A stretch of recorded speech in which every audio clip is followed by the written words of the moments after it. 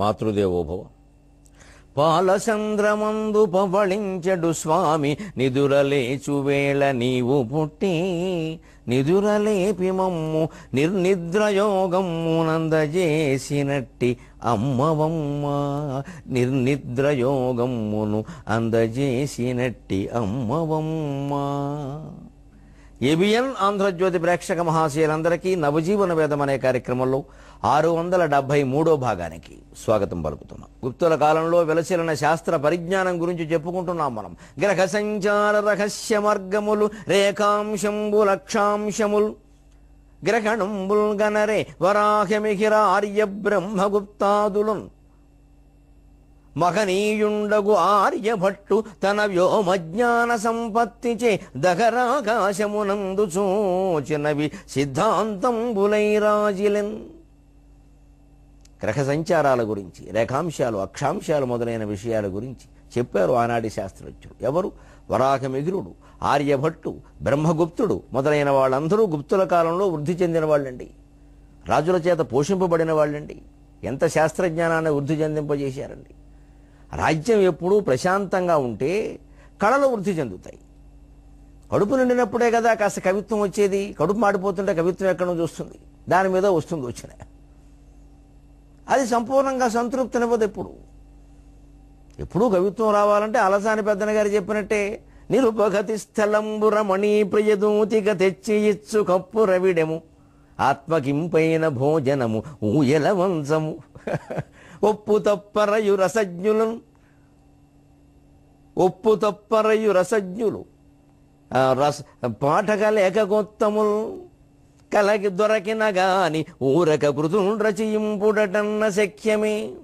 మంచి ఏకాంత ప్రదేశం ఉండాలి. కవికి శుభ్రంగా ముందు భోజనం చేసి ఉండాలి. రకరకాలుగా శుభ్రంగా పనసపొట్టు కూర, గుమ్మడికాయ ఒడియాలు, మంచి ఆనపకాయ మొక్కలేసి పులుసు, గుమ్మడికాయ మొక్కలేసి పులుసు, మంచి గడ్డ పెరుగు, అందులోకి మామిడి పండు, ఇవన్నీ ఉండాలి. కవిని ఉయ్యాల బలమే కూర్చోబెట్టాలి. కాస్త ఊపాలి. అందులో కాస్త అందమైన అమ్మాయి ఊపితే ఆ వ్యవహారం వేరు. మంచి తాంబూలం తెచ్చి ఇవ్వాలి. అందులో పడవలసినంత కర్పూరము కస్తూరి పడాలి. అప్పుడు మంచి కవిత్వంలో పదాలు పడతాయి. అదే కావాలి అని కాదు, కానీ అది ప్రోత్సాహకరమైన వాతావరణమా కాదా అందరం అంగీకరిద్దామండి. ఏముంది అందులో ఆశ్చర్యం? ఇప్పుడు ఇబ్బంది మాత్రమే ఉంది.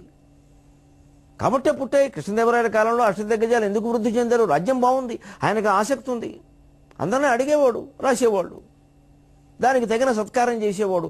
ఒక్క కావ్యం రాస్తే ఆ కవి జీవితం నిశ్చింతగా వెళ్ళిపోయేదండి. ఆయన తరం అంతా నెలకి ఆయనకి కిరాణం ఖర్చులు, కందిపప్పు మినపప్పు సహా ఏమవుతాయో అవన్నీ రాజుగారి మందిరం నుంచి శుభ్రంగా ఇంటికి వెళ్ళిపోయే ఉంటుంది బండి మీద. ఇంకా ఆయనకి ఇంటి గురించి ఆలోచించాల్సిన బెంగలేదు. పైగా ఇల్లాలని చేసేది ఏదో ఆయన అలా 4 పద్యాలు జవపట్టి ఇలా తింటున్నావు అమ్మ కాస్త అని శుభ్రంగా ఆయనకి పిల్లలకి సేవ చేసుకుంటూ సుఖంగా ఉండేది ఆవిడ మళ్ళీ మహిళా సంఘం, హ్యాండ్ బ్యాగ్, ఈ గొడవలు లేవు. వాళ్ళు ఆవిడ సంతృప్తి ఆవిడుంది. ఆయన హాయిగా శుభ్రంగా వీధిలో రాజ్యం వేలాడు ఆయన కవిరాజుగా. పిల్లలు అలాగే ఉన్నారు. పలానా ఆయన పుత్రుల్లో ఉండి మేము కూడా అందులో ఒకళ్ళిద్దరు కవిత్వం నేర్చుకునేవారు, కొంతమంది వ్యవసాయం చేసుకుని ఏదో చేసుకునేవారు. అరుగుల మీద కూర్చుని సుఖంగా పద్యాలు పాడుకునేవారు. కొత్త ఊహలు వచ్చేవి. ఇవాళ జీవితానికే చచ్చిపోతుంటే అసలు ముందు బయటకు వెడితే రక్షణ లేదే. ఇంటికి వస్తాడో రాదో తెలియదే. హైదరాబాద్ లాంటి మహానగరంలో ఏ ప్రమాదం జరుగుతుందో తెలియదు, ఎవరు మింగేస్తారో తెలియదు. కవిత్వాలు ఎక్కడి నుంచి వస్తాయి? ఆ సుభిక్షమైన రాజ్య వ్యవస్థ ఎప్పుడూ కాపాడుకోవాలి. దానికి ఏకఛత్రాధిపత్యము, మహారాజు చక్రవర్తిత్వము, సార్వభౌమాధికారము ఉండవలసిందే. రాజకీయ సమస్యలు పట్టి పీడిస్తూ ఉంటే ఏ నాయకుడు కూడా కళల మీద దృష్టి పెట్టలేడండి. వాళ్ళని ఉపయోగం లేదండి. అదే గమనించాలి. అందుకని వాళ్ళు అలా చూశారు కాబట్టి మంచి శాస్త్రజ్ఞానము కవిత్వం రెండూ పెరిగాయి. శాస్త్రజ్ఞానం సూర్యరశ్మి, కవిత్వం చంద్రరశ్మి రెండూ పెరిగాయి. వరాహమిహిర ఆర్య బ్రహ్మగుప్తాదులు మహనీయుండగు ఆర్యభట్టు తమ వ్యోమజ్ఞాన సంపత్తిచే దహరాకాశమునందు చూచినవి. గమనించండి, హృదయాకాశంలో చూశారు వాళ్ళు. చాలా మంది గొట్టాలు గొడుగులు కనిపెట్టారని ప్రచారం చేయొద్దు, లేవు అవి అక్కడికి. యంత్రంతో ఇప్పుడు మనం కనిపెడుతున్నాం కాబట్టి యంత్రం ఒక్కటే సాధనం అని మాట్లాడొద్దు. ఇప్పుడు మనం పేస్టు బ్రష్ వాడుతున్నామండి. పూర్వకాలం కూడా పేస్టు బ్రష్ే వాడి ఉండేవారు. ఇంకో రకంగా పళ్ళు తోమే అవకాశం లేదంటే ఇంతకంటే మూర్ఖుడు ఎవడో ఉండడు. పూర్వకాలం వేప పొలాలు వాడారు, ఉత్తరైన పొలాలు వాడారు. నువ్వు పేస్టు బ్రష్ వాడేవు కాబట్టి పూర్వం 100 ఏళ్ల నుంచి పేస్టు బ్రష్ే వాడేవారు. లేకపోతే అప్పుడు వాడలేదు అంటే వాళ్ళకి పళ్ళు లేవన్నమాట అంటారా? ఇప్పుడు యంత్రం, ఇంతకంటే ముందు తంత్రం, అంతకంటే ముందు మంత్రం. ఒక గురుగ్రహానికి సంబంధించినటువంటి ఒక మంత్రాన్ని అది కోట్ల సార్లు చేసి సిద్ధి పొందినటువంటి గురువు దగ్గర ఉపదేశం పొంది, అది కూడా సూర్యగ్రహణం చంద్రగ్రహణం సమయంలో ఆయన చెప్పినటువంటి నియమాలన్నీ పాటిస్తూ ఆ మంత్రాన్ని భక్తి శ్రద్ధలతో ఇంట్లో కూర్చుని అలాగే తపస్సు చేస్తే, జపం చేస్తే గురుగ్రహ రహస్యాలు సమస్తం తెలిస్తే గురుగ్రహం వాడి వశం అయిపోతుంది. మంత్రానికి ఆ శక్తి ఉంది. దైవాధీనం జగత్సర్వం మంత్రాధీనం తు దైవతం తన్మంత్రం బ్రాహ్మణాధీనం బ్రాహ్మణో మమ దేవత అని పూర్వం అందుకే అన్నారు. ఊరికే కుల బ్రాహ్మణుల గురించి చెప్పిన మాట కాదు ఇది. ఎవడా మంత్రసిద్ధుడవుతాడో వాడే బ్రాహ్మణుడు. అంత సిద్ధి ఉండాలండి. ఆ ప్రయత్నం అలా చేశారు వాళ్ళు దహరాకాశమునందు చూసినవి. సరిగ్గా ఈ సంక్షిప్తంగా చెప్పే ప్రయత్నం చేస్తాను, మళ్ళీ అనుమానాలు ఊరికే పెరగకుండా. వివరంగా చెప్పేందుకు సమయము కాదు, నిజానికి నాకంత అనుభవము లేదు. గ్రంథాల్లో చదివింది పరిపూర్ణమైన విశ్వాసంతో చెప్పడమే. మణిద్వీపం, యోగ వాసిష్టం, పతంజలి యోగ శాస్త్రం, ఆయుర్వేద గ్రంథాలు ఇటువంటివి కాస్త నాకు చదివి అలవాటు, రకరకాలుగా చదివే అలవాటు ఉంది కాబట్టి వాటిలో చెప్పిన సారాంశాన్ని చెబుతున్నా. లలితా సహస్రాన్ని ఏదో పుణ్యఫలమని, శుక్రవారం చదవడమని, కుంకుమ పెట్టి చదవడమని ఇలాంటి సెంటిమెంట్లు పెట్టుకోకుండా శాస్త్రజ్ఞానాన్ని పొందే ఉద్దేశంతో దాని మీద పరిశోధన చేస్తే విశ్వ రహస్యాలన్నీ వ్యాస మహర్షి లలితా సహస్రంలో పెట్టేశాడని తెలుస్తుంది. ఇంకోటి అక్కర్లేదండి అసలు నన్ను అడిగితే. ఇంకోటి అక్కర్లేదంతే, అంత గొప్పది అది. దాన్ని ఇలా ఉపయోగిద్దామా అలా ఉపయోగిద్దామా, వశీకరణ చేసుకుందామా, ఈ ఆలోచనలు కాదు ఎంతసేపు. అది మనకేదో ప్రయోజనాలు ఇస్తుంది, అబ్బాయిలకు ఉద్యోగాలు వస్తాయి, పెళ్ళిళ్ళు అవుతాయి. దీనికోసం అండి లలితా సహస్రం. ఈ మణిపూర చక్రం, స్వాధిష్టాన చక్రం, మూలాధార చక్రం ఇవి అపాన వాయువుని కిందికి పంపిస్తాయి. అనాహత చక్రం, విశుద్ధ చక్రం, ఆజ్ఞా చక్రం ప్రాణవాయువును సంచారం చేయిస్తాయి. ఈ ప్రాణాపాన ప్రాణాపాన ప్రాణాపాన ప్రక్రియ, అపానే ప్రాణ జుహ్వతి ప్రాణం ప్రాణే అపానం తథా అని భగవద్గీత 6వ అధ్యాయంలో చెప్పినట్టుగా ప్రాణములో అపానమును, అపానములో ప్రాణమును సంధానం చేస్తూ సరైనటువంటి జపము తపము చేయగలిగితే మొత్తం ప్రపంచం అంతా ఈ ప్రాణాపానముల వల్ల ఏర్పడిన మనస్సు నుంచే ఏర్పడింది. ఇది పెద్ద మాయ, నమ్మడం కష్టం, అయినా నిజం. ఇంతకంటే నిజం లేదు ప్రపంచంలో. ఎప్పటికైనా ఎవరైనా తెలుసుకోవలసింది అదే. మన ఎదురుగా కనిపిస్తుంది కాబట్టి ప్రపంచం అంతా సత్యము అంటే అంతకంటే మూర్ఖత్వం ఇంకోటి లేదు. మన ఎదురుగా కనపడనవన్నీ అసత్యాలను వారు ఒప్పుకోవాలి. మన ఎదురుగా కనపడినవి చాలా ఉన్నాయి, అవన్నీ అసత్యాల. మన ఎదురుగా అమెరికా దేశం కనపడాలా, ఎలా ఒప్పుకుంటాం? వెళ్ళిన వాళ్ళు ఉన్నారు, వచ్చిన వాళ్ళు ఉన్నారు, చూస్తున్నారు, బాగుంది. మరి అలాగే ఇవి చెప్పిన వాళ్ళు ఉన్నారుగా, వెళ్ళిన వాళ్ళు ఉన్నారుగా, వచ్చిన వాళ్ళు ఉన్నారుగా, నమ్మరే? అబ్బాయి వాళ్ళు పోయారు కాబట్టి వాళ్ళు నమ్మరు, వీళ్ళు ఉన్నారు కాబట్టి నమ్ముతారు. ఇదో పిచ్చి మాట. వీళ్ళు పోతే వీళ్ళనే నమ్మరు అనమాట. అదే అండి నమ్మకం. దహరాకాశంలో చాలా చూడగలం. అలా చూశారు వాళ్ళు యోగ దృష్టి. ఇదివరకు మనం వాత్స్యాయన కామసూత్రాలప్పుడు నేను వివరించి చెప్పా. ఒక బ్రహ్మచారి అన్ని భంగిమల్లో కామసూత్రాలు రాయడం ఏంటండి? ఖచ్చితంగా శృంగారరస సంపూర్ణ జయ జాలంధర స్థిత కామేశ్వర ప్రాణనాడీ కృతజ్ఞ కామపూజిత ఓడ్యానపీఠనలయ బిందుమండలవాసిని రఘోయాగక్రమారాధ్య రహస్తర్పణ తర్పిత. అది దాని విధానం. శ్రీకృష్ణుడు చేసిన విధానం అది భారతంలో ఒక చోటు ఉంటుంది. అదే అస్కరిత బ్రహ్మచర్యం. అందుకే శ్యామలాదండకంలో గీత విద్యానుయోగాది తృష్ణేన కృష్ణేన సంపూజ్యసే భక్తిమచ్చేతసా వేధసా స్తూయసే విశ్వహృద్యేన వాద్యేన విద్యాధరైర్ గీయసే సర్వ సౌభాగ్యవాంఛావతీభిర్వధూభిస్సురాణం సమారాధ్యసే అని ఉంటుంది కాళిదాసు దండకంలో. సమన్వయం చేసుకోగలిగితే గొప్ప సిద్ధాంతాలు ఉన్నాయండి. వాటిని ఆ దృష్టితో చూడాలి, స్వార్థ ప్రయోజనాలకు కాదు. అటువంటి అపూర్వమైనటువంటి మంత్ర పరిజ్ఞానంతో, మంత్రశాస్త్ర ప్రభావంతో, మంత్ర జపంతో వాళ్ళ రహస్యాలు తెలుసుకోగలిగారు. అమ్మవారికి సంబంధించిన పంచదశాక్షరి మంత్రం సామాన్యమైంది కాదు. దేవీ ఉపాసకులు, శక్తి ఉపాసకులు ఎవరైనా ఉంటే వారి కోసం చెబుతున్నాను, ఆసక్తి కలిగిన వారి కోసం. అది సాక్షాత్తు గాయత్రి మంత్రంతో సమానం, ఏమీ తేడా లేదు. అందులో 24 అక్షరాలు ఉంటాయి గాయత్రి మంత్రంలో. సరిగ్గా అమ్మవారి మంత్రంలో 15 అనుకోకండి, 3 బీజాక్షరాలు తీసేస్తే 12. ఈ ఒక్కొక్క బీజాక్షరం మళ్ళీ 4 అక్షరాల సముదాయం. అంచేత 3 4 12, 12 12 24. అమ్మవారి పంచదశాక్షర మంత్రానికి అంత ప్రభావం ఉంది. ఇంక నేను ఎక్కువ చెబితే నా వెనకాల పడతారు కార్యసాధన కోసం. అందుకోసం కాదు, ఇది సమాజ శ్రేయస్సు కోసమే వినియోగించాలి. వ్యక్తిగత స్వార్థాలకు వినియోగిస్తే పొక్కులు వచ్చి పొక్కిపోతాడు మనిషి. పిచ్చి వేషాలు వేయకూడదు, అమ్మవారు ఊరుకోదు. అదే సమాజ శ్రేయస్సు కోసం మనం మాట్లాడుతూ మనం దానికే మనం వినియోగించినట్టయితే మన కుటుంబం ఎంత అండి, అందులో ఎంత పెద్ద ప్రపంచంలో మనం ఎంత, మన కుటుంబం ఎంత, మనకున్న పిల్లలు ఏమైనా 10 మంది ఉన్నారా, ఎవరికైనా ఇద్దరయ్యే, ఎవరి ఈ ఇద్దరు బతుకు పెద్ద విషయమా? అమ్మవారు చూసుకోదా? కుమారస్వామిని వినాయకుడిని చూసుకున్నట్టుగా చూసుకుంటుంది. కుమార గణనాథ అంబ తుష్టి పుష్టిర్మతిర్ధృతి శాంతి స్వస్తిమతీకాంతిర్నందిని విఘ్ననాశని. అంత హాయిగా చూసుకుంటుందండి ఆవిడ. ఆ విషయం మనం పట్టించుకోక్కర్లేదు అసలు. అమ్మా నేను నిన్ను ఆలోచిస్తున్నాను, నీకు ఎందుకురా, నేను చూసుకుంటా, 100 కుటుంబాలు ఎట్టుకోమని చెబుతుంది ఆవిడ. ఒకటి కాదు 100 ఎట్టుకో, నేను చూసుకుంటాను, నీకు ఎందుక గొడవ. అంతే ముద్దు అమ్మవారి దగ్గర ఏం చేసినా నడుస్తుంది అంతే. దేవీ భక్తులకు ఎప్పుడు ఉందండి అవకాశం. అంత ప్రభావం కలిగింది మన మంత్రశాస్త్రం కానీ, మన వేదశాస్త్రములు కానీ, మన సహస్రనామాలు కానీ. వాటిని ఊరికే ఏదో జాతర కింద చేస్తారేమిటి? 1000 మంది చేసాం, 100 మంది చేసాం, 1 కోటి మంది చేసాం. దేనికి సామూహికం పని లేక ఏకాంతంగా ఇంటి దగ్గర సాధన చేయవలసిన వ్యవహారాలు అవి. ఆ మహానుభావులు అలా చేశారు కాబట్టి వాళ్ళకి తెలిసే. ఇంకా వైద్యశాస్త్రం ఎంత అభివృద్ధి చెందిందండి ఆ 5వ శతాబ్దంలో, గుప్తుల కాలంలో. బ్రతుకున్నిల్పుట ప్రాణ విద్యయగు ధాన్వంతర్యమౌ వైద్యమే కృతమై సుశ్రుతమైన కాలమది ఆకే చాకునై బుద్ధి నిర్మితమై శస్త్రచికిత్సలం జరిపే ఓర్మిన్నేర్మిని ఈ భూమిపై ప్రతి జీర్ణచ్చదమౌషధం వైనదా బంగారు కాలంబునన్. బ్రతుకును నిల్పుట ప్రాణ విద్యయకు. వైద్యం అంటే ఇవాళ వైద్య విద్యార్థులందరికీ నమస్కారం పెట్టి కూర్చున్నా, నాకంటే చిన్నవాళ్ళైనా, నా పిల్లల వయస్సు వాళ్ళైనా, అది ప్రాణ విద్య అండి, వ్యాపార విద్య కాదండి. ప్రాణం నిలబడుతున్నారు మీరు. వైద్యో నారాయణో హరిహి అన్నారు. శరీరే జర్జరీభూతే రోగగ్రస్తే కళేబరే ఔషధం జాహ్నవీతోయం వైద్యో నారాయణో హరిహి. శ్రీమన్నారాయణమూర్తి స్థానంలో నిలబెట్టారండి ప్రతి డాక్టర్ గారిని. డాక్టర్లు అందరూ వాళ్ళ పేరు మార్చుకుని డాక్టర్ శ్రీమన్నారాయణ అని పెట్టుకోవాల్సిందే. డాక్టర్ అంటే విష్ణువు, బతికిస్తాడు, స్థితికర్త. డాక్టర్ యమధర్మరాజు అని ఎవరు ఉండరు, ఆ పేరు పెట్టారు. పెడితే ఆసుపత్రికి ఎవరు వెళ్ళరు, అది పేరు ఎలా ఉంది బాబు అంటారు. డాక్టర్ రుద్రరావు కూడా కష్టం, అది రుద్రరావు అన్నా వెళ్ళరు. అదే శ్రీమన్నారాయణ అంటే శ్రీమన్నారాయణమూర్తి వెళదాం అనుకుంటారు. పేరును బట్టి కూడా ఉంటుంది కొంత కలెక్షన్. బ్రతుకులు నిలుపుట ప్రాణ విద్య.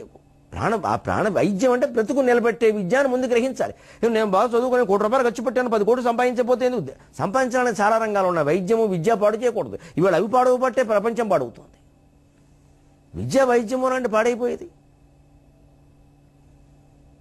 ఏదో బట్టల ధరలు ఉన్నాయండి, పోనీ ఏదో 1000 రూపాయలు చీర 2000 వేసుకోమని ఏదో ఓపుకున్నవాడు కొనుక్కుంటాడు, లేని వాళ్ళు. అందుకని విద్య ఖర్చు పెరిగిపోయి వైద్యం ఖర్చు పెరిగిపోతే రెండు తప్పవు. తప్పనిసరి, ప్రతి మనిషికి అవసరం, మానేసేది కాదు. ఎలా బతుకుతారండి? విద్యారంగంలో వైద్య రంగంలో ఉన్న పెద్దలందరూ ఆలోచించాల్సిన విషయం ఇది. ధాన్వంతర్యము వైద్యమే కృతమై. ధన్వంతి రాజ్యుడు మహానుభావుడు, ఆయన నుంచి వైద్యశాస్త్రాన్ని అందుకున్నారు. కృతమై సుశ్రుతమైన కాలమది చరకుడు. సుశ్రుతుడు అది కవిత్వం. సుశ్రుతమైన అంటే బాగా వ్యాప్తిలోకి వచ్చిందని ఒక అర్థం, సుశ్రుతం అంటే సుశ్రుతుడు ఉన్నాడని ఇంకొక అర్థం. అదే కవిత్వం. ఆ పేరు ఇందులోకి లాక్కొచ్చి అర్థాలు మార్చగలగాలి. అది అవధానాల్లో ఉండే దత్తపది ఇందుకు ఉపయోగపడుతుంది. కృతమై సుశ్రుతమైన కాలమది ఆశ్చర్యం. ఆకే చాకునై శస్త్ర నిర్మితం, ఆకే చాకునై బుద్ధి నిర్మితమై శస్త్రచికిత్సలం జరిపెను ఓర్మిన్ నేర్మిని. ఆకుతో ఆపరేషన్ చేశారండి ఈ దేశంలో. ప్రత్యక్షర సాక్ష్యం. మీరు ప్రాచీన వైద్యశాస్త్ర గ్రంథాలు చదువుకోండి. నేను గౌతమి గ్రంథాలయంలో చదివి మాట్లాడుతున్నా. ఆకుతోనండి. కొన్ని రకాల స్వరాకులు, ఆనప జాతికి చెందినటువంటి కొన్ని ఆకులు పెట్టిలా కడుపు మీద చేస్తే సన్నగా పొట్ట తెగిపోతుంది. చాకు అక్కర్లేదు, సెప్టిక్ అవ్వదు. మళ్ళీ అతికించడానికి ఇంకో ఆకు రసం ఉంది. అంత నైపుణ్యాన్ని చూపించారు వాళ్ళు. ఇవన్నీ కేవలం కల్పనలు, పురాణాలన్న ధోరణతో చదువుతారు. ఇవి చెప్పేవి పురాణాలు కాదండి, ఇవి అలా తోసేయకూడదండి దాన్ని. చాలా గొప్ప విషయం అది. ఆకే చాకునై బుద్ధి నిర్మితమే. మానవ బుద్ధి నిర్మితం. పరిశోధించాడు మనిషి. పరిశోధనలో ఒక్కొక్క ఆకు ఒక్కో విషయం బయటపడుతుంది. ఎలా బయటపడుతుంది? ఉదాహరణకు ఒక కథ, చాలా ఆసక్తికరమైన కథ. జీవక ఆయుర్వేద నిలయం అని ఉంటుంది, మీరు ఎక్కడైనా చూసుకోండి. ఆయుర్వేద నిలయాల్లో కొన్ని చోట్ల జీవక ఆయుర్వేద నిలయం. ఏమిటి జీవకుడు? ఎవరా జీవకుడు? ఒక ఆయన పెద్ద ఆయన వైద్యశాస్త్రం నేర్పే గురువు గారి దగ్గర జీవకుడు ఒక శిష్యుడు, ఈయనతో పాటుగా 10-15 మంది ఉన్నారు. ఆయన ఓ 10 ఏళ్ళు వైద్యం చెప్పాడు. చివరిలో ఒక పరీక్ష పెట్టాడు. ఇప్పట్లాగా 3 నెలలకో పరీక్ష, 6 నెలలకో పరీక్ష, రోజు పరీక్ష. గర్భిణీ స్త్రీకి కూడా ఇన్ని పరీక్షలు ఉండవు. చంపేస్తున్నారు పిల్లల్ని పట్టుకుని. చదువు తక్కువ, పరీక్షలు ఎక్కువ. అందులో ఇంపార్టెంట్ అన్నాం. వైద్యానికి ఇంపార్టెంట్ ఏమిటంటే శరీరంలో ప్రతి అవయవం ఇంపార్టెంట్. అలా చెప్పేవాడు కాదు. ఏడాదికోసారే పరీక్ష. అది కూడా ఎలా పెట్టాడంటే, గురువుగారు మా విద్య పూర్తి అయిందంటున్నారు కదా, మాకేమిటి పరీక్ష అంటే, చెప్తాను రాబ్బాయి రండి 10-15 మందిని అందరినీ పిలిచి ఈ అడవి అంతా తిరగండి, ఓ వారం రోజులు తిరగండి. ఏదో ఇంటికి వచ్చి 2 మెతుకులు తిని వెళ్ళండి, మీ అమ్మగారు పెడతారు, మళ్ళీ తిరగండి. వైద్యంలో ఏ మందుకి పనికిరాని ఆకులు ఎన్ని ఉన్నాయో అన్నీ పట్టుకొచ్చి నాకు చూపించండి. పనికొచ్చేవి కాదు, పనికిరానివి పట్టుకురావాలి. ఇది పరిశోధనాత్మకమైన పరీక్ష. ఎందుకంటే ఆ మందులన్నీ వృక్షాల నుంచి తయారయ్యే రసము, రసాయనం అని అందుకే అన్నారు. ఈ తీగలు ఉంటాయండి, గొట్టాల్లో ఉంటాయి, వాటిని చిదిమితే ఒక రకం రసం వస్తుంది. అది ఆకుపచ్చగా ఉంటుంది, నీలంగా ఉంటుంది, నల్లగా ఉంటుంది, ఎర్రగా ఉంటుంది, రకరకాల రంగుల్లో ఉంటుంది. ఆ రసముల నుంచి తయారైనవే మందులు. అందుకే రసాయన శాస్త్రం అన్నారు కెమిస్ట్రీని. రసం అంటే అదే. వెళ్ళి పట్టుకురండి, ఎన్ని పట్టుకొస్తారు అని సరదాకు ఓ మాట అన్నాడు. ఆయన పట్టుకురండి రా, ఎన్ని పట్టుకొస్తే ఆయన మార్కులు అన్నాడు. వాళ్ళు తెలివితేటలు చూద్దామని వెళ్ళారు. అందరూ వెళ్ళారు. ఒకడు పెద్ద లారీ పట్టుకొచ్చాడు, అవన్నీ పనికిరాబనే వాడు దృష్టి. ఒకడు పెద్ద గోను సంచి పట్టుకొచ్చాడు, సంచీడు. ఒకడు 2 జేబుల నిండా వేసుకొచ్చాడు. ఒకడు గుప్పిల్లో పట్టుకొచ్చాడు. ఒకడు 2 ఆకలే పట్టుకొచ్చాడు. ఇదేదో ఎన్నికల పార్టీ గుర్తుండి ఇంతకంటే పనికి మానేది నాకేం కనపడలేదు అన్నాడు. ఏదో రకరకాల ఎవడది వాడిది. అందుకని అలా ఏదో అన్ని చెప్పాడు. చివరికి ఒక్కడు వచ్చాడు, ఒక జీవకుడు వచ్చాడు. అందరూ ఏదో ఒక్కాకైనా 2 ఆకులైనా పట్టుకొచ్చారు. జీవకుడు వచ్చాడు. ఏమీ పట్టుకురారు. అలా నిలబడ్డాడు గంభీరంగా. ఏమయ్యా నువ్వేం పట్టుకురాలేదంటే, క్షమించండి గురువర్య, వైద్యానికి పనికిరాని ఆకు నాకు కనపడలేదు అన్నాడు. ఇది పరిశోధనాత్మకమైన బుద్ధి. అదేమిటి అంతమంది చెబుతున్నారు, నువ్వేమిటి ఇలాగా ఒక్కాకైనా తేలేదు అని కొంచెం కోపడినట్టుగా మాట్లాడి అతను ప్రజ్ఞ బయటికి రావాలి. వెంటనే అన్నాడు, గురువర్య వాళ్ళు ఎలా భావించారో నాకు తెలియదు. మా పిచ్చి మీరు వెతకమన్నారు కాబట్టి వెతికాం, కానీ గురువు ఏది అనవసరంగా చెప్పడం అన్న ఉద్దేశంతో మేము వెతికాం. కానీ వైద్యానికి పనికిరాని ఆకుంటుందా?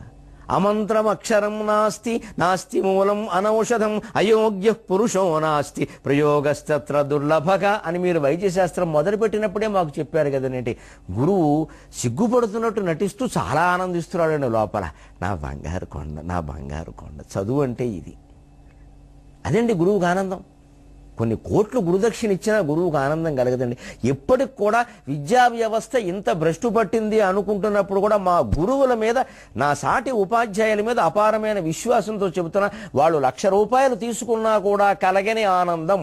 వాళ్ళు పదవీ విరమణ చేస్తుంటే ఒక్క విద్యార్థి వేదిక మీద ఉండి ఈ మేస్టార్ వల్ల నాకు పాఠం వచ్చింది, ఈ మేస్టార్ వల్ల నేను బాగుపడ్డాను అన్నప్పుడే కలుగుతుందండి. అప్పుడు మా ఉపాధ్యాయులు ఆనందించినట్టుగా ఎన్ని 43% కాదు 83% ఇచ్చినా వాళ్ళు ఆనందించారండి. వాళ్ళ ఆనందం అంతా దాని మీద ఉంటుందండి. విద్యార్థి మన మెచ్చుకోవాలి, విద్యార్థి మన మెచ్చుకోవాలి. ఇప్పటికీ అలాగే ఉంటారండి. గురువు అంటేనే అంత. ఏ ధోరణిలో మార్పు వచ్చినా మా ఉపాధ్యాయుల్లో ఆ ధోరణిలో మార్పు రాలేదు. ఇప్పటికీ మేము ప్రభుత్వం ఇచ్చేటువంటి పురస్కారాలు కానీ, ఎవరో సన్మానాలు చేయడం కానీ గొప్పగా మా ఉపాధ్యాయులం ఎవ్వరం భావించాం. మా విద్యార్థి ఇచ్చేటువంటిదే మాకు ఎక్కువ. గురుత్వానికి అంత గొప్పతనం ఉందండి. అందుకని గురువు ఆనందించాడు. అప్పుడు శిష్యుడు చెప్పాడు, అమంత్రం అక్షరము నాస్తి, మంత్రము కాని అక్షరం భాషలో లేదండి. అన్ని మంత్ర అక్షరాలు కూడా బీజాక్షరాలే. ఏది దేనికి బీజాక్షరం అనేది వెతుక్కోవాలి, కానీ బీజాక్షరం కానిది ఉండదండి. సంస్కృతంలో ఉన్నవి 50. మీరు లలితా సహస్రంలో చక్ర సంచారంలో అక్షరాలు చెప్పినటువంటి ప్రకరణాలు చూసుకుంటే సరిగ్గా ఈ ఆజ్ఞా చక్రం నుంచి వరుసగా కింద మూలాధార చక్రం వరకు మొత్తం 50 సరిపోతాయి. బీజాక్షరాలకు అంది లేవు అసలు. బీజాక్షరాలు అంటూ ప్రత్యేకంగా ఉండవు. భాషలో ప్రతి అక్షరం బీజాక్షరమే. ఏ సందర్భానికి ఏ దేవతకి ఏది బీజాక్షరం అనేది వేరే సైన్స్, అది వేరే శాస్త్రం. అన్ని బీజాక్షరాలే. అమంత్రం అక్షరం నాస్తి, నాస్తి మూలం అనౌషధం. అలాగే వైద్యంలో మందుకు పనికిరాని ఆకు లేదండి. అయోగ్య పురుషో నాస్తి. ఎంత గొప్ప మాట చెప్పాడు చూడండి జీవకుడు. పనికిరాని మనిషి కూడా ప్రపంచంలో లేడు గురువు గారు అన్నాడు. ఈవేళ విద్యా వ్యవస్థ మొత్తంలో ప్రతి చోట ఈ వాక్యాన్ని మనం గోడ మీద రాసి ప్రతి చోట ఉపాధ్యాయులందరూ పిల్లలకి చెబితే ఆత్మహత్య చేసుకునేవాడు ఎందుకుంటాడండి? వాడు చదువుకు పనికి రాకపోతే ఇంకో దేనికో పనికొస్తాడు, దానికి పనికి రాకపోతే ఇంకా దేనికో పనికొస్తాడు. నువ్వు దేనికి పనికొస్తావో వెతుక్కోరా అనాలి. కానీ పనికిరాని వాడు యూస్లెస్ ఫెలో. ఇదో మాట మాకు ఉపాధ్యాయులకి తరచుగా వస్తుంది 180 జనగణమన గీతం లాగా. యూస్లెస్ ఫెలో అంటాం. వాడేం యూస్లెస్ ఫెలో కాదండి. మనకి తెలియదు వాడు ఎందుకు యూజ్ అవుతాడు, మనం కనిపెట్టలేకపోతున్నాం. వాడు యూస్ఫుల్ ఫెలోయే, but we don't know for what he is useful. English మాట్లాడినందుకు మన్నించండి, చమత్కారం కదా. అందుకే we don't know for what he is useful is not useless fellow అనేస్తాం చాలా తేలిగ్గా. అదే చెప్పాడు జీవకుడు, యూస్లెస్ ఫెలో అనేవాడు విద్యా వ్యవస్థలో ఉండడండి. వాడు దేనికి పనికొస్తాడో ఈ గురువు కనిపెట్టలేకపోతున్నాడు, ఇతందే లోపం. అందుకని ప్రయోగస్తత్ర దుర్లభక అనగానే గురువు పరమానందం చెందారండి. అప్పుడు వీళ్ళు పనికిరావని పట్టుకొచ్చిన ఆకులన్నీ దేనికి పనికొస్తుందో చెప్పబోయా అంట. ఇదిగో ఇది ఫలానా మారేడాకండి, చెమ్మ నీటి చెమ్మ ఎక్కడైనా ఉంటే దాని మీద వేస్తే ఇది పోతుందండి. ఇది ఉత్తరేడాకండి బాబు, పళ్ళ చిగుళ్ళకి బ్రహ్మాండమైన వైద్యం అండి. ఇదిగో ఇది గన్నేరాకండి, ఇది బెల్లం మొక్క వేస్తే గోవిందా అవుతారండి పైకి అన్నాడు. రకరకాలు ఉన్నాయండి, చెప్పేశాడు మొత్తం అంతా. అది వైద్యం ఆవాడు. అంతటి బుద్ధి కుశలతో వాళ్ళు ఊహించాక ఆకేచ ఆకునై బుద్ధి నిర్మితమై శస్త్రచికిత్సలం జరిపిన ఓర్మిన్ నేర్మిని భూమిపై. ఎంతో ఓర్పుగా ఎంతో నేర్పుగా కేవలం ఆకులనే చాకులుగా ఉపయోగించి శస్త్రచికిత్స చేశారండి.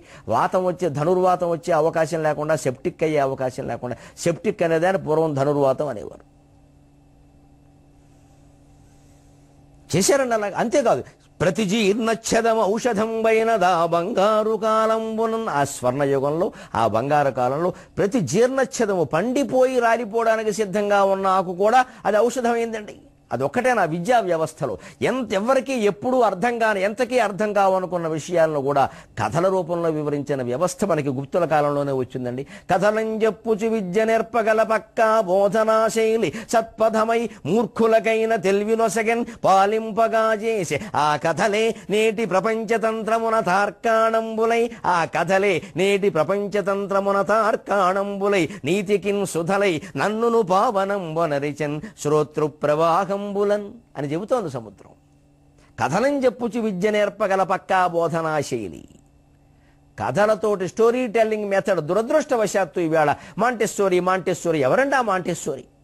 ఎక్కడి నుంచి వచ్చిందండి ఆవిడ పుట్టడానికి ఎన్ని వందల ఏళ్ల క్రితం ఈ దేశంలో కథాకథన విధానం ఉందండి. మాంటెస్సోరీ ఏమిటండి?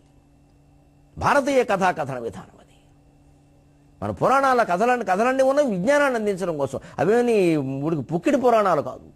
ఒక విజ్ఞానాన్ని అందించడం కోసం కథ చెబితే దురదృష్టం ఏం జరుగుతుందంటే కథ మొత్తం యథార్థంగా అలాగే జరిగిందని తాపత్రయపడుతున్నారు. తారా శశాంకం కనుక యథార్థంగా అలా జరుగుంటే ఇంతకంటే అవమానకరమైన దేశం మరొకటి ఉండదండి. నేను భారతీయుడిగా చెబుతున్నా. తారా శశాంకం కల్పిత కథ. ఎంత దుర్మార్గపు శిష్యుడండి, గురువు భార్యతో సంబంధం పెట్టుకుంటాడు. ఎవడు ఉంటాడండి అలాగా? చంద్రుడు ఉంటాడా అందులో? చంద్రుడు ఉంటాడా? అర్థమైపోట్లా. బృహస్పతి గురుగ్రహం, చంద్రుడు ఒక గ్రహం, మధ్యలో నక్షత్రం. ఈ నక్షత్రం దగ్గరికి రెండు చేరువవడం వల్ల వచ్చిన ఘర్షణది. దాన్ని ఆర్ద్రా నక్షత్రానికి అధిపతి అయినటువంటి రుద్రుడు, వేదాగ నక్షత్రానికి అధిపతి అయినటువంటి బ్రహ్మ, వీళ్ళు వచ్చి సముదాయించారు. అదే కథ. అందుకే 3 నక్షత్రాలు ఒక రాశిలోకి రావడం, త్రిపురాసుల సంహారం, ఇవన్నీ ఉంటాయి. ఇవన్నీ ఖగోళ శాస్త్ర సంబంధమైనవి. దాన్ని మనకి ప్రచారం జరగడం కోసం ఓ కథ రూపంలో చెప్పారు. మనం అదేదో నిజం అనుకోవడం, అది ఎక్కడ జరిగింది అన్నాం, ఆ అరుగు ఎక్కడుందో చూసుకోవడం, అక్కడికి వెళ్ళి అట్టిపళ్ళు ఎట్టి దండం పెట్టడం. మనకేం వస్తుంది దానివల్ల? ఈ అజ్ఞానం పెరగడం వల్ల శాస్త్రీయ విజ్ఞానం భారతీయ పురాణాల్లోది ప్రచారం కావట్లేదు. కానీ లేకపోతే పురాణాలన్నీ శాస్త్రీయ విజ్ఞానంతో ఉన్నాయండి. దాన్ని చెప్పడానికి అదొక విధానం. కథలు పక్కా బోధనాశైలి. కథనం చెప్పుచు విద్య నేర్పగల పక్కా బోధనాశైలి సత్పథమై. అదే మంచి మార్గాన్ని చూపించింది. మూర్ఖులకైనా తెలివినొసగన్. ఏదో సూరసేనుడు అనే రాజు, ఆయనకి ఏదో విష్ణు శర్మ అనే పండితుడు ఉన్నాడు, ఆయనకు 4 కుమారులు, వాళ్ళెవరికీ చదువు రాలేదు. నిజమైన అది జరిగిన కథ. రాకపోతే ఆయన కథల ద్వారా చెప్పాడు. రాజనీతి మొత్తాన్ని కథల ద్వారా చెప్పాడు. నక్కలు అన్నాడు, కుక్కలు అన్నాడు, పక్షులు అన్నాడు, నెమళ్ళు అన్నాడు, కోకిలు అన్నాడు, కాకి అన్నాడు. కాకి రాజు, నెమలి రాజు, రెండుటికి యుద్ధం అన్నాడు. మీరు చెన్నైసూరు నీతి చంద్రుడికి చూసుకోండి. కాకి నెమలి ఉద్దేశమా? కాకి నెమలి కొట్టుకుంటాయా? మనుషులే. వ్యూహాలు, ప్రతి వ్యూహాలు ఎలా ఉంటాయి, ఎలా ఎదుర్కోవాలి, ఈ రాజనీతి మొత్తాన్ని కథల్లో చెప్పినటువంటి ఏకైక జాతి భారత జాతి, ఏకైక విద్య భారతీయ విద్య. కథనం చెప్పుచు విద్య నేర్పగల పక్కా బోధనా శైలి సత్పథమై మూర్ఖులకైన తెలివినొసగన్ పాలింపగా చేసి. మామూలుగా చదువురాని వాళ్ళని మహారాజులు చేసిందండి ఈ విద్యా బోధనా శైలి. ఇవాళ ఆ స్టోరీ టెల్లింగ్ మెథడ్ లేదే. పక్క బట్టి పట్టిస్తున్నారు రెసిడెన్షియల్ స్కూల్స్లో, టెక్నో స్కూల్స్లో. సిగ్గు ఎగ్గు లేకుండా మనం అందులో చేర్పిస్తున్నాం లక్షల రూపాయలు ఇచ్చి. ఏడాదికి 7 లక్షల ఫీజా? ఎక్కడైనా ఉందా అండి ధర్మం అనేది, న్యాయం అనేది? ఇంత చేస్తే ఆ టీచర్లు ఒక కథ చెబుతారండి. అక్కడ టీచర్ల కథే చెప్పాలి. వాళ్ళు చాలా బాధలు పడుతున్నారు. అక్కడ చెప్పదలుచుకుంటే టీచర్ల కథలు చెప్పాలి. మేము చచ్చిపోతున్నాం ఇక్కడ. చెప్పడానికి ఏముంది కథ? ఏడిపించుకు తింటుంటే మేనేజ్మెంటు ఒకరిద్దరు ఒకటి రెండు కుటుంబాలు బాగుపడడానికి, వాళ్ళు రాజకీయంగా ఆర్థికంగా ఎదగడం కోసం మొత్తం విద్యా వ్యవస్థ నాశనం చేసేశారు. చెట్టు కింద కూర్చోబెట్టి కథలు చెప్పి ప్రజల్ని విజ్ఞానవంతులను చేసిన జాతిని కోట్ల రూపాయలు ఖర్చు పెట్టి గదుల్లో బంధిస్తున్నారే, కిటికీలు తలుపులు కూడా తీయకుండా. ఏ స్థితి నుంచి ఏ స్థితికి తీసుకొచ్చామండి దేశాన్ని. మళ్ళీ నవజీవనం వేదం కావడం కోసం ఏబిఎన్ ఆంధ్రజ్యోతి సాయంతో నేను తాపత్రయపడుతున్నా. మా ఉద్దేశం ఇది. సత్పథమై మూర్ఖులకైన తెలివి నొసగని పాలింపగా చేసి ఆ కథలే నేటి ప్రపంచతంత్రమున తార్కాణమ్మలే. ఇప్పటికి పంచతంత్రం అదే ప్రపంచతంత్రం. నీతికిన్ సుధలై, నీతి చంద్రిక. అందుకే నీతికిన్ సుధలై అన్నాడు. అంటే నీతి చంద్రిక రూపంలో తెలుగు వారికి అందే నన్నును పావనంబన రచన శ్రోతృ ప్రయాణంబులను. సముద్రం కాబట్టి చెబుతోంది ఆ కథల వల్ల నేను పవిత్రం అయ్యానయ్యా. ఎందుకంటే సముద్రం మీద ఓడల్లో పడవల్లో తిరుగుతూ ఈ కథలే చెప్పుకున్నారు. కథల ద్వారా మొత్తం విజ్ఞానాన్ని, రాజనీతిని, శృంగార శాస్త్రాల సహా సమస్త శాస్త్రాల్ని అందించినటువంటి జాతీయ విద్యా విధానాన్ని మనం అందుకోగలిగితే కాషాయం అని ఊరికే నిందలు వేయకుండా మొత్తం జాతి బాగుపడే అవకాశం ఇప్పటికీ ఉందండి. ఆ ప్రయత్నం చేద్దామండి. అంతవరకు మళ్ళీ తెలుగు ఎక్కువగా వాడదాం, నీళ్లు తక్కువగా వాడదాం.